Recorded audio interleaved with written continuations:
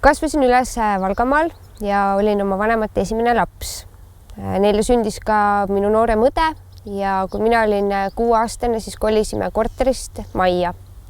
Enne seda, kui läksin kooli, otsustasid minu vanemad lahutada ja mu ema kolis mu noorema õe ja mu isa juurest ära. See aeg oli väga kurb ja väga mõtlema panev minu jaoks ja ma hakkasin iseennast süüdistama selles, et mu ema meie juurest ära läks. Ma arvasin, et mina olen midagi valesti teinud ja ma olin väga õnnetu ja kui ma läksin esimesse klassi, siis ma tundsin ennast veel rohkem üksinda, sest kõikidel teistel minu klassikaaslastel olid vanemad olemas ja neil oli õnnelik lapsepõlv. Margoti elu muutus keeruliseks pärast tema lahkumist. Mingil ajahetkel leidis Margoti isa omale uue kaaslase, kellel oli eelmisest kooselust 2 poega. Kuna isa otsustas Tallinnasse tööle minna, jäi tüdruk majja koos noorema õe, võõra naise ja tema 2 pojaga. Mu isa käis nädala sees tööl ja nädalavahetuseks tuli koju, aga siis hakkasid tekkima igasugused probleemid ja meie perekonnas ei olnud sellist asja, et on meie lapsed või meie pere, vaid olid minu lapsed ja sinu lapsed, mu kasuemal ja mu isal. Ja see tekitas väga palju pingeid. Mu isa ei olnud kogu aeg kodus ja ma tundsin ennast samamoodi väga üksi. Mu kasuema ja mu kasuvennad väga minuga ei suhelnud. Oli aegu, kus ma käisin bussiga koolis, samal ajal kui mu kasuema viis kasuvennad autoga samasse kooli ja üldse ma tundsin, et ma ei ole oma kodust teretulnud. Lisaks kasuema ja tema 2 poja tõrjuvale hoiakule kodus hakati Margotit ka koolis kiusama, sest tüdruk oli erinev, olles tulnud katkisest perest, elanud maal ja mitte linnas. See tekitas Margotis trotsi ja mässumeelsust. Ma olin niigi, tundsin ennast imelikuna ja teistsugusena ja see, kui mind koolis kiusama hakati, ei aidanud üldse kaasa. Mu enesekindlus muutus enesehaletsuseks. Ma tundsin, et ma jäängi üksi ja olengi üksi ja kõik see, mida ma nagu tundsin, selle tegi halvaks ka see, et ma ei saanud seda mitte kellelegi rääkida. Sest mul ei olnud enda ümber inimesi, kes mind kuulaks, kes mind mõistaks, kes üldse tahaks mind aidata. Ja mingil hetkel siis ma otsustasin, et need inimesed, kes mind koolis kiusavad, ei oma minu elus enam mitte mingisugust tähtsust ja ma hakkasin suhtlema siis naaberlinna noortega. Ja nemad mõistsid mind, nemad said minust aru. Seal oli palju inimesi, kes samamoodi on pärit lõhkisest perekonnast, kellel samamoodi oli valu südames, kes samamoodi tundsid ennast üksikult. Ja nendega suhtlema hakates tutvusin ma ka maailmaga, kus noored ja teismelised tarbisid alkoholi ja narkootikume.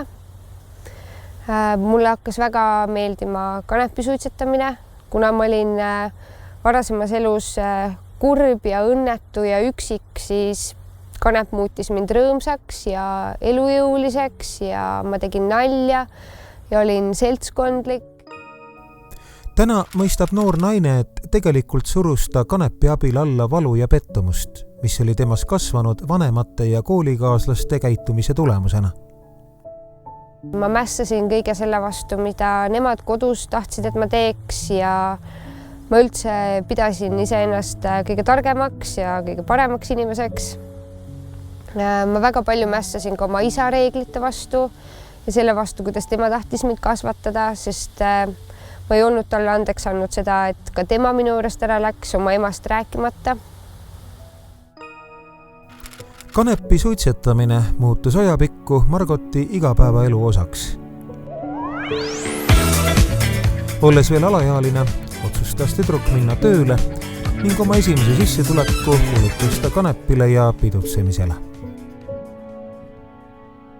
Vahepeal olid ka seal mängus muud narkootikumid, aga kanep oli see, mis jäi minu ellu. Kõik mu sõbrad ja tuttavad samamoodi tarvitasid edasi ikkagi. Mul tekkis suhe. Mu esimene suhe oli oli inimesega, kes ei pooldanud narkootikume. Mina ise siis valetasin talle ja manipuleerisin teda ja olin koos oma sõpradega, kes tarvitasid ja kellega koos mina tarvitasin, ise samal ajal siis valetasin oma poissõbrale. Mõni aeg pärast esimese suhte purunemist tekkis Margotil uus suhe, kuid uimastite tarvitamine jätkus. Me elasime koos, me tarvitasime koos, me elasime väga sellist tüüpilist sõltlaste elu ja me ei arvanud kumbki, et meil oleks probleem. Me kumbki ei rääkinud oma vanematele, mis tegelikult toimub ja mingil hetkel jäin ma siis rasedaks ja otsustasin raseduse ajal, et kui laps ära sünnib, et siis ma enam ei suitseta kanepit ja jätan selle elu selja taha ning hakkan emaks, sest korraga olla ema ja narkomaan ei ole võimalik. Samal ajal ma ei adunud seda, et mu sõltuvus oli selleks ajaks juba nii suur ja võttis minu elust sellise osa, et ma ei saanud sellega enam üksi hakkama. Ja kuigi see mõte oli hea, siis see mõte jäigi täpselt seni kaua, kui laps sai 3-kuuseks. Ja tänu stressile ja sellele, et ma kasvatasin teda üksinda, ei olnud mul siis võimalik teda enam ise toita ja tekkiski mul nii-öelda vabandus, miks siis uuesti kanepit hakata suitsetama. Alguses ka ma ei teinud seda iga päev. Ma elasin fantaasias, et kui ma panen lapse magama ööunne või lõunaunne ja suitsetan siis kanepit, siis see ei mõju talle kuidagi halvasti ja ma saan elada nii-öelda topeltelu, olla ema ja narkomaan.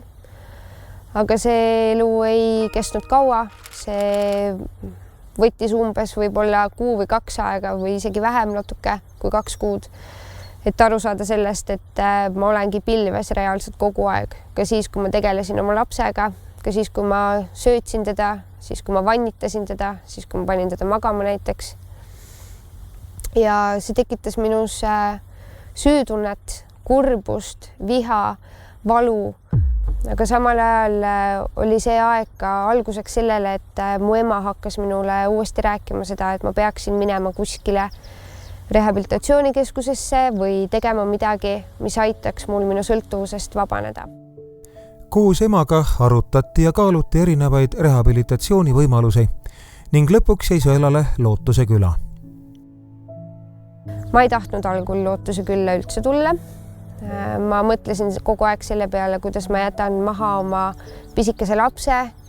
Mu poeg oli sellel ajal alla 2 aasta vana ja ma kartsin väga, et ma jään temast ilma ja et kõik see aeg, mis ma veedan siin, terve see aeg, kui ta kasvab ja areneb ja ma ei saa selle juures olla.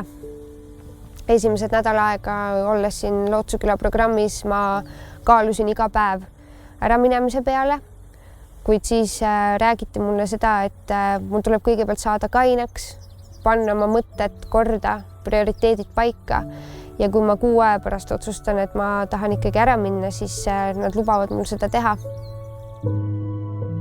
6 aja möödudes mõistis naine, et see koht, kus ta hetkel asub, on tema jaoks parim ning tegemist on tõesti paigaga, kus inimesed saavad uue võimaluse.